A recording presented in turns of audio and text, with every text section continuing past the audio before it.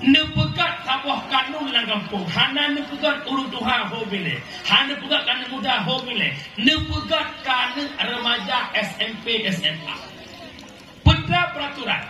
Perdusun na balik wajib bahawa pohnam jak bet bak balik punya kana bilik wa leh bet tubuh. Ditekan tokoh mandum yang jet kesapang kampung masyarakat itu sendiri. Bekeh anak supo anak wet malam hanai jabut drop anaknya hu kena udaya. Anak ti A buji tugur leyah ti B, anak ti B buji tugur leyah ti A. Tama-tama terjaga pegat kanun SMP SMA wajib ke pesantren.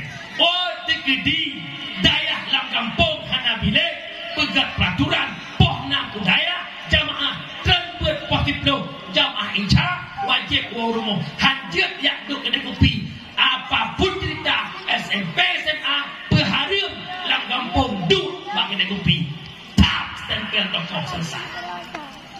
Kenapa tokoh bisa bekerja? Karena mereka punya kekuasaan. Gunakan kekuasaanmu menjadi kekuatan bagi agama Allah.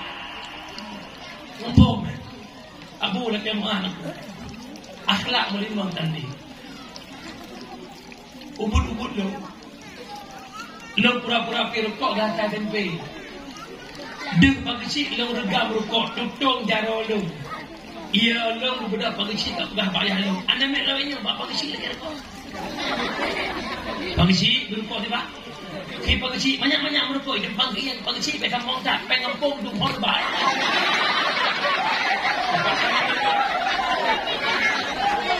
Ilang lawa di bulan ngai tangan ciin naur Tuhan la kemah pakwa maah bo anak milenya pakai Honda jak pula SNP tanah Honda ke depot iko semua yang murid iko masjid iko cok ke Honda ni.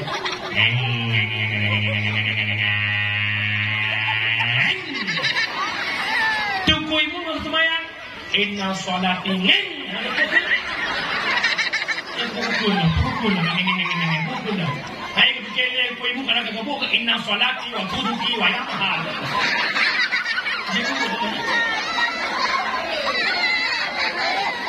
hai betulet abah tigamno ati merumpak dengan guru-guru SDA ati merumpak dengan guru SMP SMA citanya semangat kapurno anak mit iuk 2005 dengan anak mit waktu 2005 citanya dia cukup mengharam jaga anak mit waktu 2005 ngan guru bekam cewek mutuah ke dia.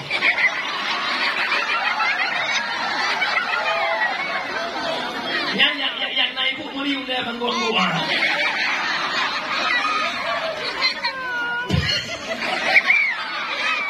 Ai, anak ni SDA jamun tegu dia le ibu mutat itu dia. Anak ni dia blak tabli iklek mata dia.